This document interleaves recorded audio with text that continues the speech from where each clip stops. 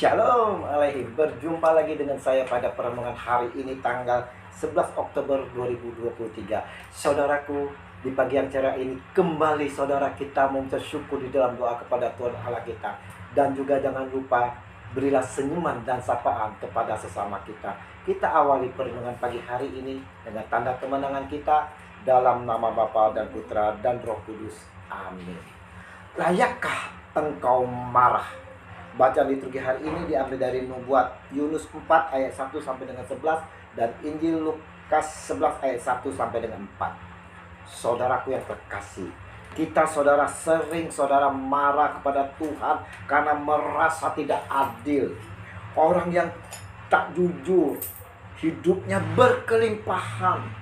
Orang yang rajin selalu ditindas. Terang-terang hidupnya berbuat dosa nih saudara, tapi hidupnya nyaman, semuanya ada. Sedangkan kita yang jujur, rajin, selalu aktif dalam gereja, hidupnya pas-pasan. Kadang juga ngutang, marah. Kita marah karena Tuhan tak adil. Layakkah kita marah saudara?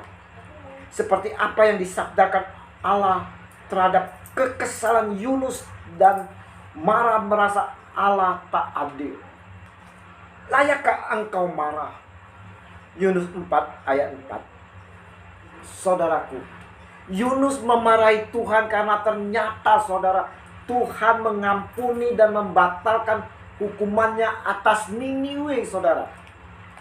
Dasar dari kemarahan Yunus karena dia menganggap orang-orang Niniwe ini adalah musuh Israel, musuh umat Tuhan. Orang-orang Niniwe inilah yang membuat orang Israel menderita. Sehingga menurut Yunus, pantaslah Tuhan membela umatnya dan menghukum bangsa yang menindas umatnya. Dia menganggap Tuhan tidak konsisten saudara. Pikiran kita juga sebagai manusia sering lupa bahwa tidaklah selalu sama ketetapan kita dengan Tuhan. Yesaya katakan, sebab rancanganku bukanlah rancanganmu dan jalanmu bukanlah jalanku. Demikianlah firman Tuhan. Seperti tingginya langit dari bumi, demikianlah tingginya jalanku dari jalanmu dan rancanganku dari rancanganmu. Yesaya 55 ayat 8 sampai dengan 9. Saudara, kita lupa sama halnya dengan Yunus, di mana ada satu prinsip dalam kitab Taurat, yaitu tetapi firman-Nya, aku akan memberi kasih karunia kepada siapa yang kuberi kasih karunia, dan mengasihani siapa yang kukasihani. Keluaran 33 ayat 19. Perlu diingat oleh kita saudara, bahwa Tuhan tidak memandang siapapun orangnya. Jika dia mau bertobat, maka dia pasti diampuni. Sebaliknya, jika seseorang berbuat dosa saudara, walaupun dia umat Tuhan, pasti dihukum Tuhan. Dan Tuhan Allah mau di dalam dirinya yang maha pengasih dan pemurah, tidak ditakuti sebagai Allah penghukum. Tetapi Allah mau ada relasi yang mesra tanpa ada rasa ketakutan. Dari relasi yang mesra penuh kasih ini, Allah mau penghukuman menjadi pengampunan karena pertobatan. Dosa tetaplah dosa saudara, dan merupakan kekejian di mata Allah. Namun Allah yang kasih mengasihi manusianya, dosa yang dilakukan tetap dipertanggungjawabkan. Inilah wujud dari relasi kasih dan keadilan Allah. Inilah wujud ketetapan Tuhan yang tidak mungkin dilanggar oleh dirinya sendiri, apalagi manusia. Saudara, kita sering berpikiran seperti Yunus saudara, di mana Israel adalah bangsa pilihan Allah. Maka kasih Allah hanya dikhususkan untuk Israel.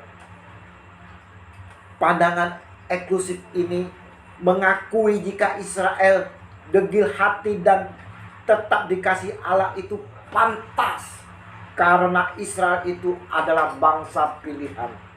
Sedangkan Niniwe dan bangsa lain, walau sekalipun bertobat, tak pantas mendapatkan kasih Allah. Inilah pemikiran kita, saudara. Pemikiran seperti Yunus yang merasakan Tuhan itu tidak adil. Pandangan eksklusif ini, saudaraku yang terkasih, sering ada pada diri kita sebagai anak-anak Tuhan. Dengan pandangan ini kita mengkotak-kotak di dalam kehidupan kita. Hanya bersahabat pada yang kaya saja. Hanya bersahabat dengan suku kita saja. Menutup mata sebelah terhadap mereka yang miskin. Hanya bersekutu dengan mereka yang sepaham. Menjauhi yang tidak sepaham dengan kita. Bergaul hanya kepada mereka menurut kita benar. Sikap eksklusif seperti ini bertentangan dengan rencana Allah, saudaraku. Allah yang adalah kasih, mengasihi semua orang termasuk mereka yang berdosa dan mau bertobat. Untuk itulah Allah menyatakan dan menyadarkan Yunus juga terhadap kita semua yang selalu berpandangan eksklusif ini, saudara. Allah mulai dengan pertanyaan atas kemarahan dan mengoreksi apa yang menjadi kesalahan Yunus, kesalahan kita sehari-hari yang kita lalui. Layakkah engkau marah? Rupanya atas koreksi dengan pertanyaan dari Allah ini, saudara, Yunus tidak mengubah hatinya karena dikuasai kebencian. Inilah diri kita yang sulit untuk inklusif, saudara, karena ada kebencian di dalam diri kita, ada kepicikan. Semuanya ini hanyalah sumber penyakit di dalam hidup kita. Tapi hendaklah selalu hidup penuh inklusif, saudara. Saling mengasihi, saling bersatu dalam persekutuan dengan tanpa melihat sebelah mata. Tidaklah pantas kita marah-marah melihat orang lain hidup dalam kebenaran atau mengejar keadilan di balik kemungkinan adanya manipulasi. Kita harusnya marah jika melihat realitas hidup dalam ketidaksesuaian dengan kebenaran kasih Allah. Saudaraku, perenungan hari ini, saudara, mau mengingatkan kepada kita pribadi lepas pribadi bahwa Allah tidak kompromi dengan dosa. Tetapi orang berdosa yang bertobat. Saya ulang, saudara, bahwa Allah tidak kompromi dengan dosa. Tetapi orang berdosa yang bertobat mendapat belas kasih pengampunan dari Allah. Belajar dari Niniwe, kita mau mengalami pertobatan yang sungguh, pertobatan sejati, agar kita pun memperoleh belas kasih pengampunan dari Allah. Ingat, Allah sungguh mengasihi semua orang, entah dari suku apa, bangsa apa, ras apa.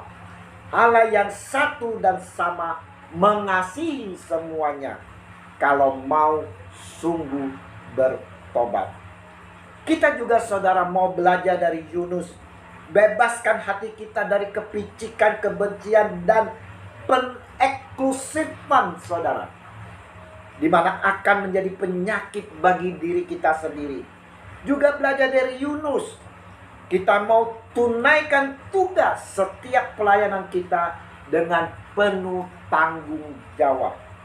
Mari, saudara-saudara yang terkasih, kita harus dengan lapang dada menerima mereka yang membenci kita itu, kemudian bertobat dengan kasih, dengan mau saling mengasihi, dan kita mau selalu bersekutu dengan penuh kasih. Kasih Allah yang tak terbatas melalui putranya, Yesus Kristus, telah mengampuni diri kita yang hidup penuh dosa ini. Dan dengan bimbingan Roh Kudus, kita dimampukan untuk hidup menurut kehendaknya, kini dan sepanjang segala abad. Amin. Dalam nama Bapa dan Putra dan Roh Kudus. Amin. Shalom Aleihim.